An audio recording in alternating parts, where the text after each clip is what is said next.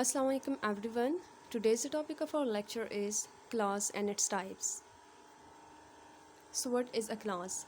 Class is a group of related words that contains at least one subject and one predicate and is used as a part of the sentence or as a sentence as well. Class में क्या होता है कि ये हमारे साथ अल्फाज का एक मजमूआ और कलेक्शन होता है जिसमें हमारे साथ एटलीस्ट एक सब्जेक्ट और एक वर्ब का होना ज़रूरी है। एंड ये कलेक्शन ऑफ वर्ड्स जो हैं it can act as a complete sentence as well या पार्ट ऑफ द सेंटेंस जो है इसका काम होगा। When a clause has complete meaning on its own, it can be used as a sentence, but when it has incomplete meaning, it is used as part of a sentence. जब भी हमारे साथ एक क्लॉज की जो meaning होती है, जो सेंस होता है वो कंप्लीट होता है, so then we can use it as a sentence. लेकिन जब उसकी जो मीनिंग और सेंस होती है it doesn't make the complete sense, so in that case वहाँ पर ये as a part of the sentence जो है वो एक्ट कर रहा होता है। Now let's see the example. He is a news reporter. Okay, he is a news reporter. Now you see over here he is the subject of the sentence. ठीक है, is हमारे साथ यहाँ पर verb है। ठीक है, so यहाँ पर subject भी है verb भी है, so ये is a complete sentence जो है वो act कर रहा है। She loves music. She subject है, loves जो है यहाँ पर क्या है, it is verb. So it do make a complete sense. तो यहाँ पर हमारे साथ clause जो है is a complete सेंटेंस का काम भी कर रहा है। Why? Because it gives complete sense. Where he stage, where he stage what, there must be something like हमारे माइंड में क्वेश्चन आ जाता है कि वेयर ही स्टेज, तो फिर क्या।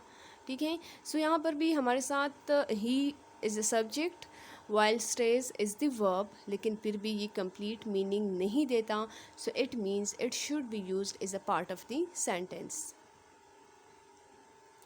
Now, there are two types of clauses. One is independent clause and the other is dependent clause. Dependent clause को main clause या principal clause भी कहते हैं, while the independent clause को main clause और principal clause भी कहते हैं, and dependent clause को sub clause और subordinate clause भी कहा जाता है। So now, what is independent clause? Independent is the very word give us the sense independent, जो कि खुद से एग्जिस्ट कर सकता हूँ। ठीक है, सो इसमें क्लॉज में एक चीज़ ज़रूरी है कि सब्जेक्ट और वर्ब का होना मस्ट है, लेकिन यहाँ पर कौन सी चीज़ डिफरेंट है कि it do gives us a complete thought and can stand alone as a sentence. ठीक है, ये एक कंप्लीट सेंस, एक कंप्लीट थॉट हमें देता है, सो ये एज अ सेंटेंस जो है वो एक्ट कर सकता है।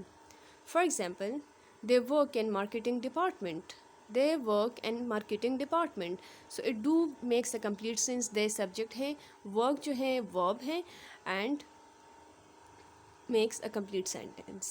okay, what products are they going to launch this year? the company didn't perform well last year। so यहाँ पर आप देखिए कि these all are making a complete sense, so that's why these are called independent clauses। now what is dependent clause? So a dependent clause has a subject and a predicate, but it cannot stand alone as a sentence।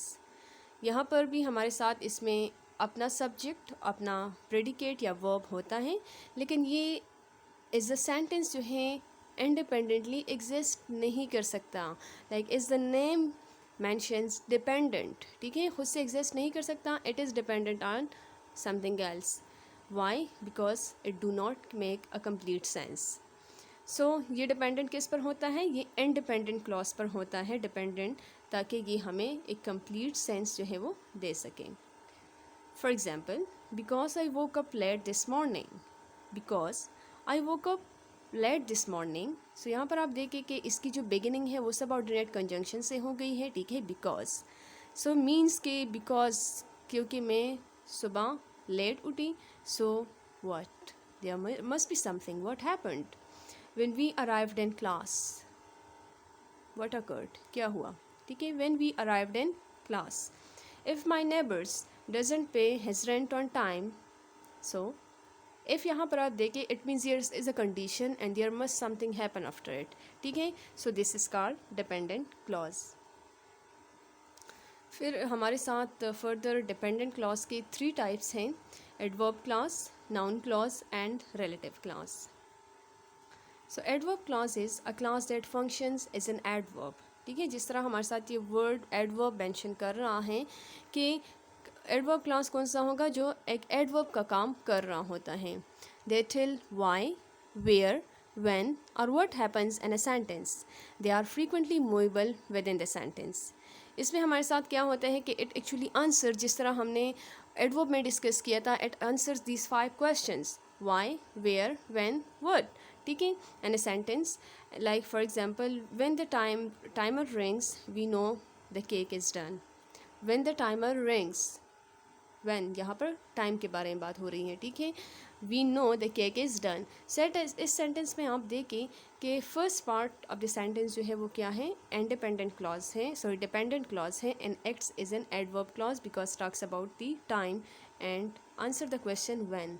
We know the cake is done, we know the cake is done, ये क्या है, it do gives a complete sense. ठीक है, and but we have added के मतलब कब जो है केक पूरा बेक हो चुका होता है, when the timer rings. Noun clause. A noun clause is a dependent clause that works like a noun. You can find it as a subject or as an object. Noun clause भी हमारे साथ dependent clause की एक type है, and इसका काम sentence में क्या होता है, वही नाउन का काम जो है ये परफॉर्म कर रहा होता है, एंड ये हमारे साथ सेंटेंस में एज ए सब्जेक्ट भी काम कर सकता है एंड एज एन ऑब्जेक्ट भी काम कर सकता है। As a subject for example, what she wrote is interesting. What she wrote is interesting. उसने जो लिखा इंटरेस्टिंग है।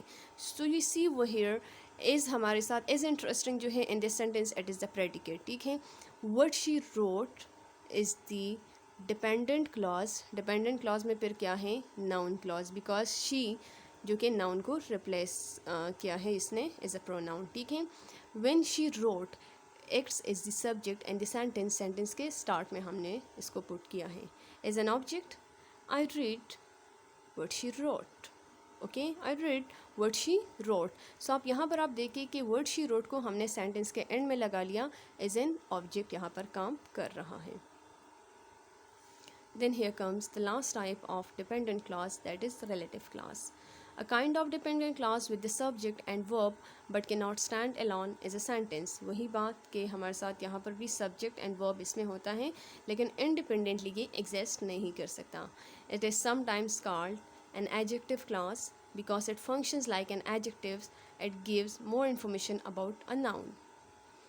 रिलेटिव क्लास को समटाइम्स एडजेक्टिव क्लास भी कहा जाता है बिकॉज मोस्टली जो है ये एज एन एडजेक्टिव का काम कर रहा है। व्हाट इज़ एडजेक्टिव, जो कि हमें नाउन के बारे में इंफॉर्मेशन दे, नाउन को मॉडिफाई करें। They always start with relative pronoun. जितने भी हमारे साथ रिलेटिव प्रोनाउंस हैं like who, whatever, whoever, ठीक है, ये सब हमारे साथ क्या है, these are relative pronouns. So mostly जो है ये रिलेटिव प्रोनाउन से ही स्टार्ट होते हैं। For example, I told you about the woman who lives next door. I told you about the woman who live the next door. So आप यहाँ पर आप देखिए who lives the next door, who lives the next door हमारे साथ क्या है, this is relative class, and ये किस चीज़ से start हुई है, it has been started with the relative pronoun who. So here comes the conclusion of today's lecture. In short, we can say a class is a group of words, is a collection of words having its own subject and predicate, and it can act as an independent sentence or independently as well. Like a sentence, it can give a complete thought, plus it cannot exist as well. It depends, and the one that cannot exist independently is called dependent clause. Further, then we have 3 types of dependent clause: noun clause, adverbial clause, and adjective clause or relative clause. Thank you. Keep growing and shining.